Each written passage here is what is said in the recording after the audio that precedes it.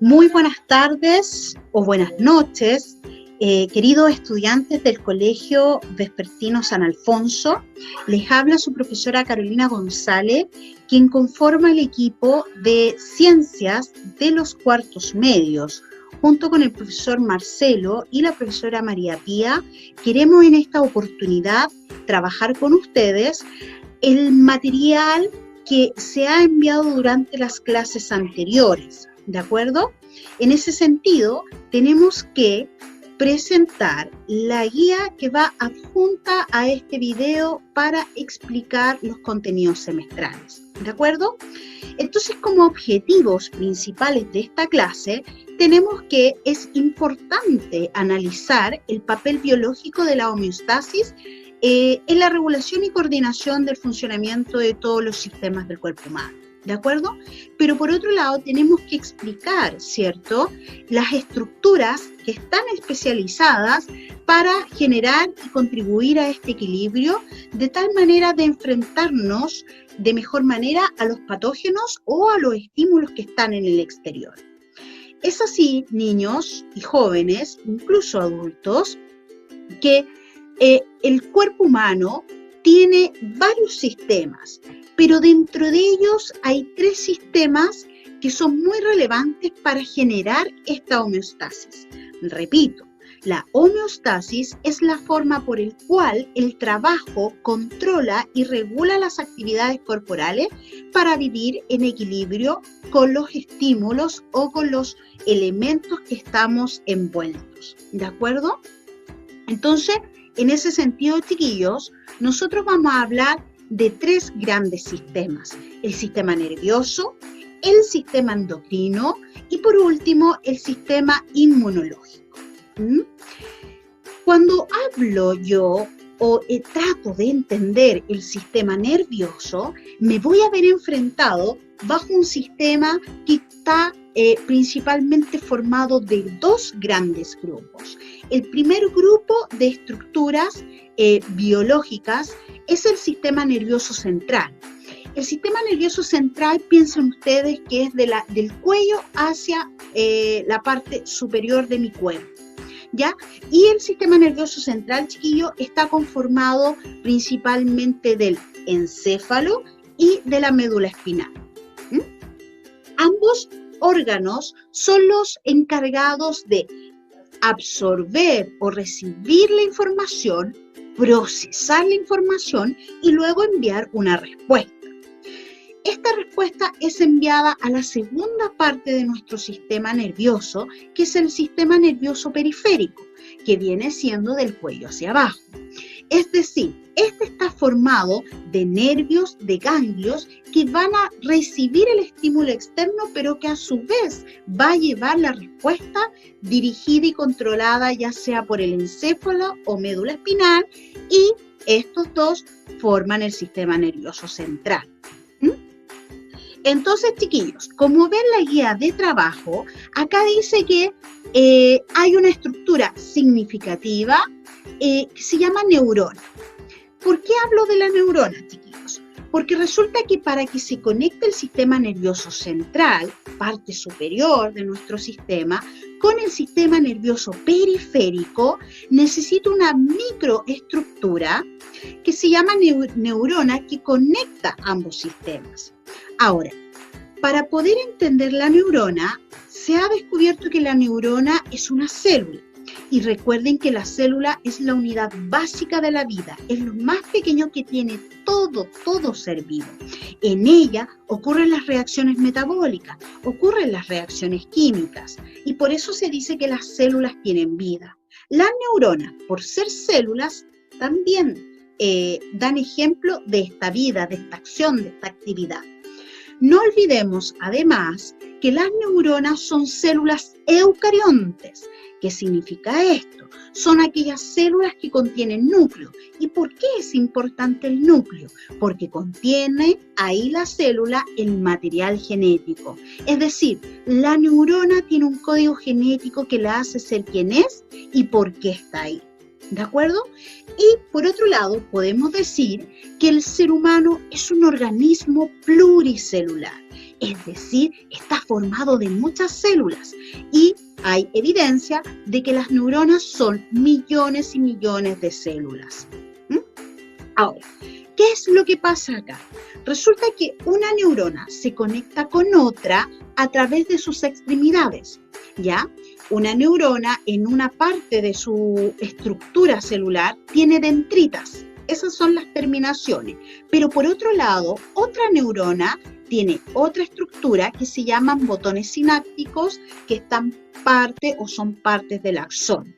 Las dendritas de una neurona se conectan con el axón de otra neurona y mandan el mensaje, la señal química desde el sistema nervioso central al sistema nervioso periférico y viceversa. Este mensaje, chiquillos, puede ser de dos formas, un mensaje químico o un mensaje físico. Un mensaje químico o un mensaje eléctrico, ¿de acuerdo? Y ese proceso en el cual una neurona le manda a otra neurona un mensaje se llama impulso nervioso. Y el proceso en el cual se mandan estas señales químicas o eléctricas, hablamos de sinapsis. Sinapsis es cuando se conectan las dos neuronas y se manda el mensaje, el impulso nervioso. ¿De acuerdo? ¿Qué más les puedo contar del sistema nervioso? Tenemos que tener claro que las tres funciones del sistema nervioso, ya algo nombré, es una función sensitiva, una función integradora y una función motora. Es decir, el sistema nervioso recibe el estímulo, recibe la señal del medio externo, ¿de acuerdo? Una vez que la recibe, dice integradora la segunda función, es decir, la procesa, la transforma, la lee, la elabora. Y finalmente tenemos una función motora, es decir, damos una respuesta a nivel nervioso. Por otro lado, chiquillos, tenemos el sistema endocrino. El sistema endocrino, jóvenes, vamos viendo la guía, al igual que el sistema nervioso, se encarga de dirigir y controlar todas las actividades de nuestro cuerpo, ¿ya? Pero no lo hace a través de las neuronas, no lo hace a través del sistema nervioso central y el sistema nervioso periférico, sino que lo hace a través de ciertos órganos específicos de nuestro cuerpo que se llaman glándulas, ¿ya? Las glándulas entonces son las encargadas de producir unas sustancias químicas, unos compuestos químicos que tienen como nombre hormonas, ¿ya? Entonces, estos órganos que producen hormonas se llaman glándulas y participan en el sistema endocrino. Dentro de los órganos más importantes en el sistema endocrino tenemos la hipófisis. Incluso, chiquillos, la hipófisis se llama como órgano madre o glándula madre. ¿Por qué? Una es porque es parte del sistema nervioso y es más, es parte del sistema nervioso central, pero por otro lado, la hipófisis es la que produce una gran cantidad de hormonas, ¿de acuerdo? Se estipula alrededor o por lo bajo 50 hormonas. Y por otro lado, la hipófisis, al estar conectada entre el sistema nervioso y el sistema endocrino, tiene la capacidad de generar ciertos neurotransmisores, es decir, una combinación entre un sistema y otro. Dentro de las hormonas que la hipófisis elabora, yo te quiero nombrar la hormona HG. ¿Cuál es esa hormona? Es la hormona del crecimiento. Y esta hormona se comienza a producir una vez que estamos en el último periodo del embarazo y se produce durante toda la niñez, la adolescencia, hasta los 21, 22 años en el caso de los varones y los 18 y 19 años en el caso de las damas. La HCG es una hormona que se produce en la hipófisis. Otra hormona que yo te puedo nombrar a nivel de hipófisis es la prolactina, chiquillos. La prolactina es la hormona encargada de producir leche. Es decir, una mujer cuando está en el periodo de gestación, de embarazo, y ya cuando nace su bebé, la hipófisis detecta esta situación, detecta la maternidad y por ende libera estas sustancias químicas a nivel sanguíneo y las lleva a las glándulas mamarias para producir, ¿cierto?, la leche, transformar los líquidos en esta sustancia nutritiva para los bebés. ¿Por qué le estoy dando estos ejemplos de que el HG se produce en la hipófisis y permite el crecimiento de los huesos y los músculos? Y la prolactina también se produce en la hipófisis y va a las glándulas mamarias, porque una de las características de las hormonas, de estas sustancias químicas, de estos compuestos, es que se producen en un órgano, se vierten en la sangre y se dirigen, se trasladan hacia otro órgano. Este órgano se llama órgano blanco, ¿de acuerdo? No así en el sistema nervioso, donde se produce, donde encontramos las neuronas. Las neuronas, como no son sustancias químicas, son células, y estas células se conectan entre sí, no tienen necesidad de moverse, sino más bien lo que hacen es traspasar el mensaje o la información. Acá, en el sistema endocrino, las hormonas sí se mueven estas sustancias y son ellas las que llevan el mensaje hacia otra parte de nuestro cuerpo donde son requeridas o necesitadas. En el caso de la tiroide o la paratiroide, este órgano está encargado del metabolismo corporal, es decir, cómo yo proceso o asimilo los nutrientes. Y en ese sentido tenemos la hormona T3, T4, más conocidas como tiroxina. Más abajo, según este esquema propuesto por los tres profesores, Marcelo, Pía y quien le habla, Carolina, le queremos presentar las glándulas suprarrenales, ya que están en la zona del abdomen. Estas glándulas, chiquillos, están encargadas de producir cortisol, adrenalina y noradrenalina. ¿Y para qué sirven estas hormonas? Sirven para regular los niveles de estrés, los niveles de ansiedad, ¿de acuerdo? Y también tenemos otra glándula, otro órgano importante productor de hormonas conocido como páncreas, que también se encuentra en la zona abdominal. ¿Qué hace el páncreas? El páncreas regula el azúcar, la glucosa de la sangre, y lo hace a través de dos hormonas, conocidas como insulina y glucagón. Estas hormonas, de manera contraria, regulan el azúcar. Es decir, ¿por qué yo estoy diciendo de manera contraria? Porque cuando la insulina está tomando el azúcar de la sangre y la está procesando, el glucagón, que es la otra hormona del páncreas, no actúa. Sin embargo, cuando tenemos o nos encontramos con una bajos niveles de azúcar, no actúa la insulina, sino que actúa esta segunda hormona que es el glucagón. ¿Y qué hace el glucagón? Toma el azúcar que se encuentra en el hígado y lo vierte a la sangre para que no perdamos energía y podamos tener actividades corporales. Por último, jóvenes, tenemos los ovarios, los testículos, que son otras glándulas de nuestro cuerpo. Y ellas son las encargadas de producir hormonas sexuales para tener características primarias y secundarias. Vamos por paso.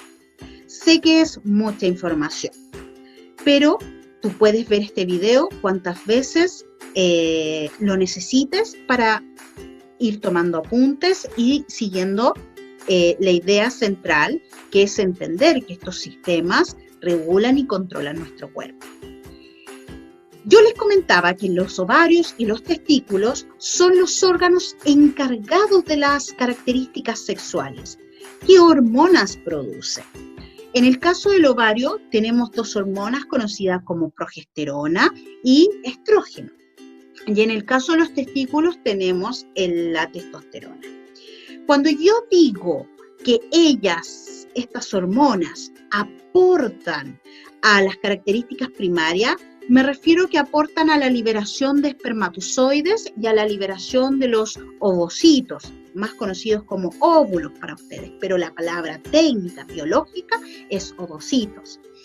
Y cuando yo digo de las características secundarias, me refiero a que estas hormonas permiten regularizar la vellosidad de nuestro cuerpo, permiten la menstruación en el caso de las mujeres, favorecen el cambio de voz. En el caso de las mujeres nos ponemos la voz más aguda, para los varones la voz más grave.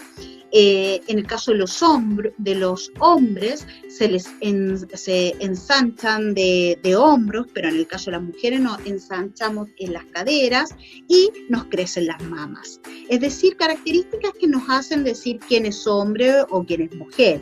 Y eso lo permite el estrógeno, la progesterona en el caso de las damas y la testosterona en el caso de los varones. ¿Ya?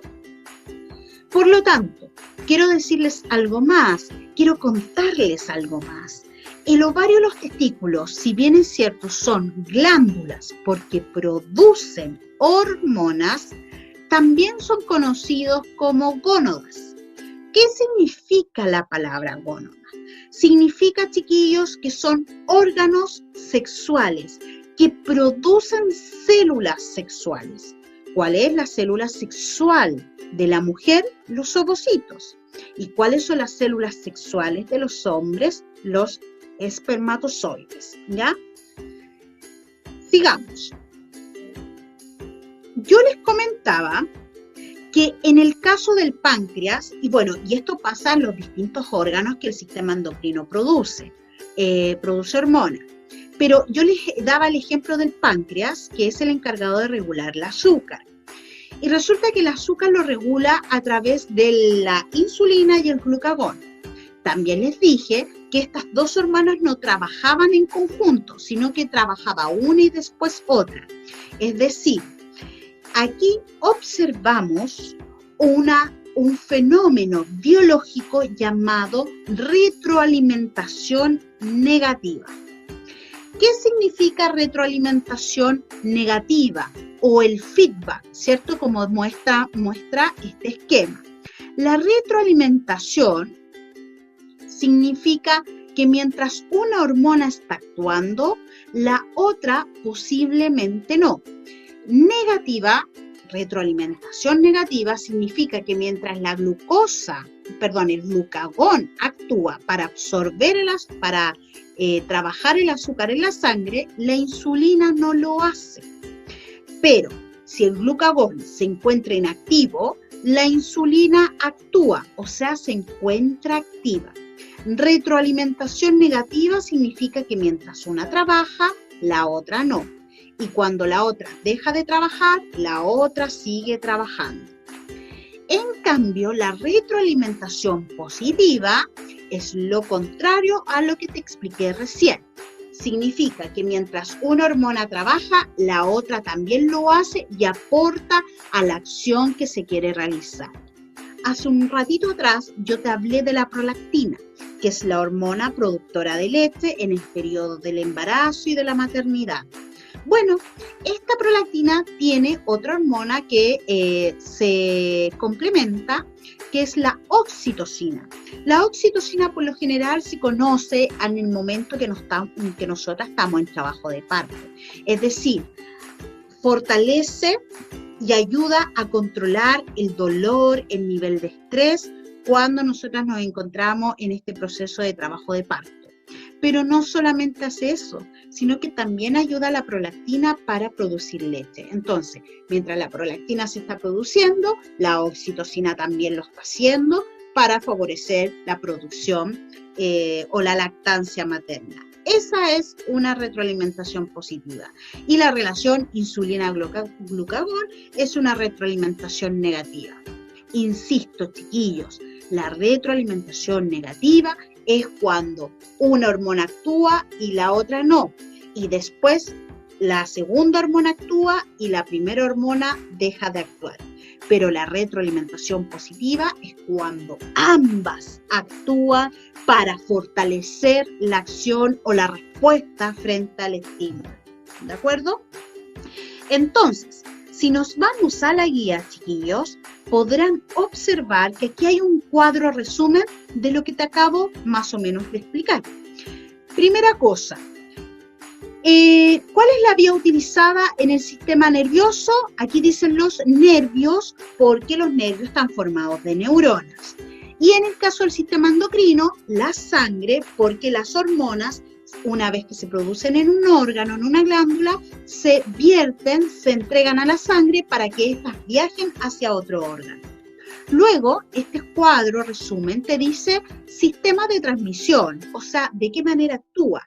Bueno, el sistema nervioso actúa a través del impulso nervioso, de estos mensajes, ¿cierto?, que se mandan entre una neurona y otra, y el sistema endocrino lo hace a través de hormonas, porque las hormonas se pueden movilizar. Características. La tercera característica es velocidad de respuesta. El sistema nervioso responde de manera rápida, precisa, aguda, porque todas las neuronas están conectadas y están activas las 24 horas del día. Pero en el sistema endocrino, la velocidad es más bien breve. No estamos hablando de lento rápido, porque va a depender de la necesidad de esta hormona y del momento, del ciclo de vida que tú estés viviendo. Por ejemplo, el nivel hormonal que un adolescente entre los 3 y 21 años produce es mucho más intensa que una persona que ya está en etapa de adultez. ¿Cuál es la duración de la respuesta? En el sistema nervioso es breve, es decir, las neuronas se activan rápidamente, pero su respuesta también es rápida, por lo tanto su acción es más bien corta. Sin embargo, el sistema endocrino, la duración de la respuesta es duradera, porque las hormonas se están produciendo constantemente y es para que nuestro cuerpo funcione a lo largo de la vida. Y por última característica, en este cuadro resumen, dice acá que la función que regula y coordina, bueno, el sistema nervioso te dice que las que exigen respuesta rápida, como la locomoción.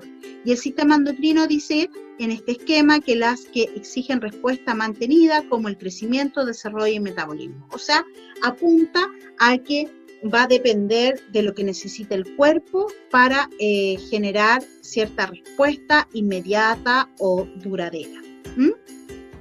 Pero nos queda un último sistema que es el sistema inmunológico. Por eso, insisto, detente en este momento. Si algo no entendiste del sistema nervioso o del sistema endocrino, te pido que pongas pausa, retrocedas el video y vuelve a escuchar esta explicación a través de mi presentación y a través de la lectura de esta guía. Si estás claro hasta acá, podemos continuar con el sistema inmunológico. ¿Qué te puedo contar del sistema inmunológico y que está en esta presentación? Te puedo decir que el sistema inmunológico también asegura la homeostasis, es decir, el equilibrio corporal. El sistema inmunológico es aquel sistema que me va a permitir tener ciertas estructuras protectoras. ¿De qué? ¿De qué me protege? De los agentes patógenos. ¿Qué son los agentes patógenos? Vulgarmente, de manera coloquial, nosotros conocemos a los agentes patógenos como los microbios, los bichos, aquellas cositas que nos enferman. Bueno, yo te puedo decir que en términos biológicos, los agentes patógenos son las bacterias, los virus y algunos protozoos, incluso algunos hongos.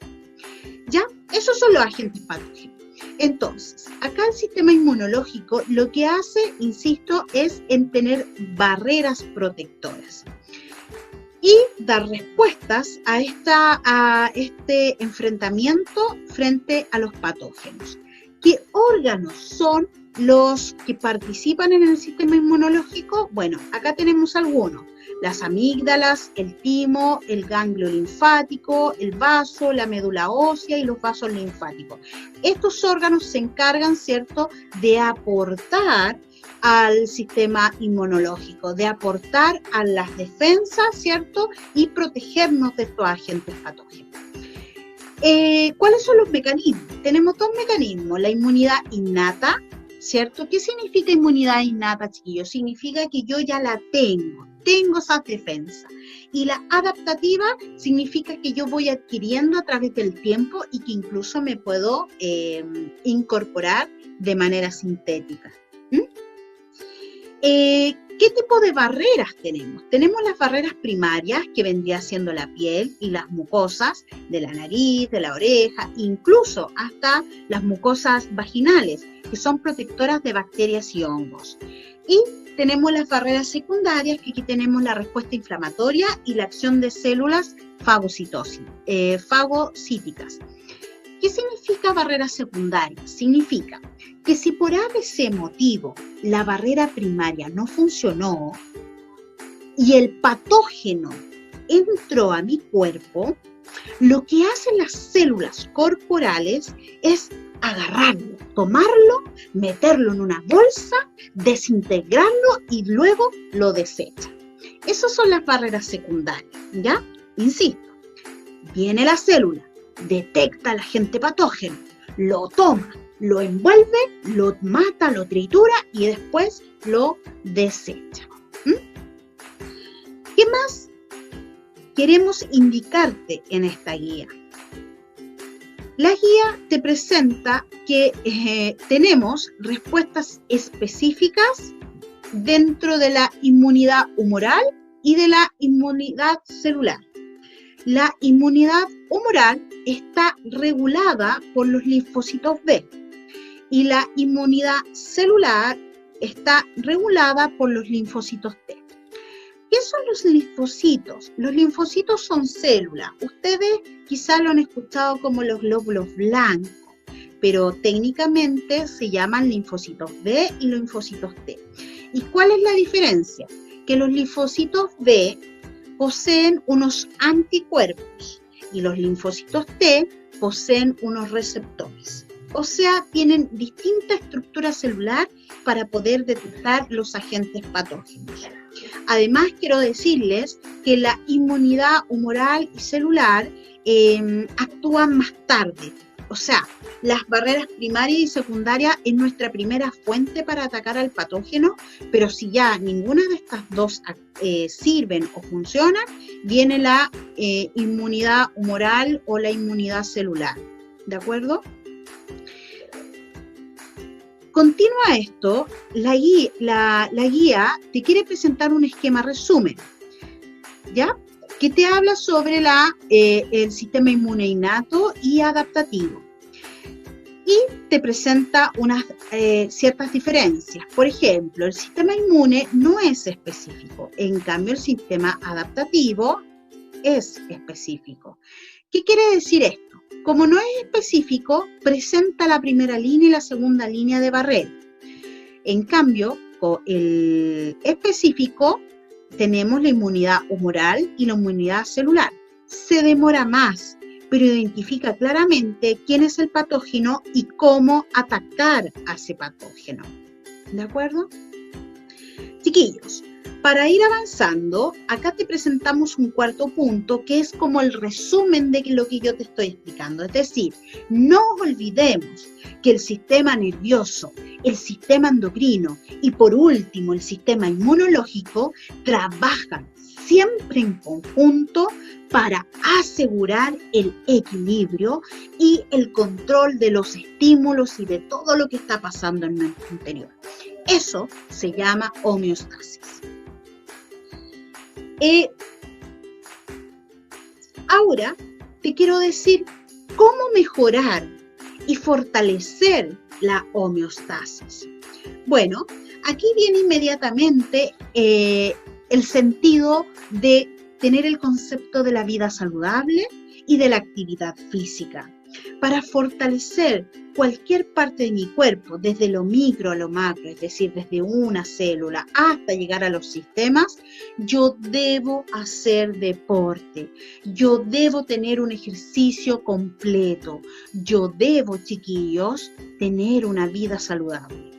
Se ha comprobado que la gente que no tiene una vida saludable y que persigue un sedentarismo, es decir, no tiene ninguna actividad física durante el día, son las personas que no tienen una buena defensa, no tienen activo su sistema inmunológico. Se ha comprobado que presenta más pronto dificultades en su sistema nervioso y en su sistema endocrino, ¿ya? Entonces, nosotros a través de esta guía te queremos presentar todos los beneficios que el hacer deporte y llevar una vida sana contribuye a estos sistemas. Por lo general, cuando yo hago deporte, chiquillos, mejoro mi estructura ósea y mi estructura muscular y libero ciertas hormonas que me generan placer, saciedad e incluso felicidad, ¿ya? Y por otro lado, acá, donde apuntamos al sistema inmunológico, esto que te estoy marcando con el asterisco del puntero de mi computador, dice acá que el ejercicio físico activa el sistema inmune y que las personas que suelen entrenar con regularidad sufren menos enfermedades en comparación a las que realizan sedentarismo, lo que yo te acabo de decir. Necesitamos fortalecer, proteger y cuidar estos tres sistemas. ¿Y de qué manera podemos hacerlo? A través del ejercicio y la comida y la vida saludable. Listo. Con esta explicación, yo te quiero proponer las siguientes actividades que fueron trabajadas en conjunto con el profesor Miguel de Educación Física, con el profesor Marcelo y la profesora María Pía. Te proponemos básicamente actividades de completación, como por ejemplo el ítem 1. Mira, el ítem 1 es un término pareado. ¿Qué significa esto? Que en una columna yo te doy el concepto, la palabra, y en la otra columna te estoy mostrando una definición o alguna característica de esa palabra. Entonces, tú lees la palabra, por ejemplo, neurona, y tienes que buscar dentro de todas estas definiciones cuál es la que más se acerca a neurona. Si yo leo acá, yo puedo decir que es un tipo de célula que corresponde a la principal unidad funcional del sistema nervioso. Entonces, ¿qué es lo que yo hago ahí? Borro o saco la línea y coloco el número 1. Y así lo hago en todas las otras palabras que debo buscar su definición y colocar o anteponer el número que lo relaciona. ¿Ya? Pero eso te toca a ti. En el segundo ítem, lo que te estoy solicitando es que completes la oración. ¿Ya? Por ejemplo, hagamos el ejercicio 2. Acá dice, el sistema, y leo todas las palabras que están en el cuadro, busco la más correcta. Y para mí, la palabra correcta es el sistema endocrino. Entonces escribo acá, sistema endocrino. Dice, está formado por una serie de glándulas que liberan un tipo de sustancias llamadas, ¿cómo se llamarán según la explicación de la profesora? Bueno, se llaman hormonas y está en el cuadrado, porque las hormonas son sustancias químicas. Ahí está. Una hormona es una sustancia química que se sintetiza en una, y veo las palabras que me quedan y coloco glándula, ¿ya? De secreción interna y ejerce algún tipo de efecto y veo qué palabras me quedan y me parece, fisiológico, ¿ya? Sobre otras células hasta la que llega por vía sanguínea. Después dice, las hormonas actúan como mensajeros químicos, no lo voy a escribir, y solo ejercen su acción sobre aquellas células que poseen en su membrana los receptores específicos. Listo, completamos la oración y ocupamos todas las palabras. Consejos, chiquillos, para hacer este ítem. Yo lo completo y lo vuelvo a leer. Y si la oración me suena rara, algo no me encaja, es porque no corresponde esa palabra a la oración. Y por otro lado, no se pueden repetir las palabras en este ejercicio y tampoco me pueden sobrar palabras. Todas las palabras que están en el cuadro tienen que ir en alguna parte del texto. ¿Ya? Vamos, sigamos, queda poquito. Son varias actividades propuestas en esta guía porque quisimos abordar todo el material realizado con anterioridad. La tercera actividad propuesta es un ejercicio de selección única que en el fondo te sirve para a futuro desarrollar una prueba. ¿En qué consiste? Tú lees la pregunta y solamente tienes que marcar una de las 4 alternativas. Es decir, por ejemplo, resolvamos la pregunta número 1. La unidad funcional del sistema nervioso es capaz de transmitir un impulso nervioso, se conoce como neurona. La alternativa correcta es esta. La unidad funcional del sistema nervioso que es capaz de transmitir impulso nervioso es neurona. Hormona no puede ser porque participa en el sistema endocrino, célula glial y neurotransmisores está relacionado al sistema nervioso, pero en nuestra clase de hoy día no lo nombramos, ¿ya? Y creo que ahí estamos con las actividades. No, nos queda una más. Bueno, esta última actividad es una actividad de desarrollo en el cual tú tienes que escribir la definición o el concepto de la pregunta. Por ejemplo, ¿cuál es la importancia del sistema nervioso para el mantenimiento de la homeostasis? Bueno, controla, aquí deberíamos escribir en el cuadro, controla y dirige todas las actividades del cuerpo para dar una respuesta frente a los estímulos. Eso perfectamente podría colocar como respuesta en la pregunta 1 y estaría correcto, porque estoy definiendo lo que es sistema nervioso y al definirlo estoy explicando su importancia. En el ítem 4, chiquillos, si no me equivoco, son 3 preguntas, ¿ya? Una vez que ustedes tengan resuelta esta parte de la guía, la debe mandar al correo del profesor que tiene designado en su asignatura de ciencia, con respaldo al profesor Miguel, que también trabajó esta guía, que es el profesor de educación física. Cuando estemos en clases online, seguramente les daremos los correos y podrán mandar su tarea. Pero desde ya, chiquillos, los invito a trabajar esta guía, a resolver la parte de actividades propuestas y si algo no te quedó claro, por favor, devuélvete en la grabación, revisa la información que yo te estoy presentando e incluso revisa los videos anteriores que te explican de manera más específica cada uno de estos sistemas. Por último, chiquillos, de todos los cuartos medios, quiero decirles que siempre se les ha extrañado, que hemos buscado todas las metodologías para estar cerca de ustedes y decirles que no se rindan, esfuércense y sean valientes frente a esta situación que es en la pandemia, el COVID-19 y este distanciamiento. No se pierdan, aquí siempre estaremos sus profesores. ¿Ya? Un besito, nos vemos y hasta la próxima.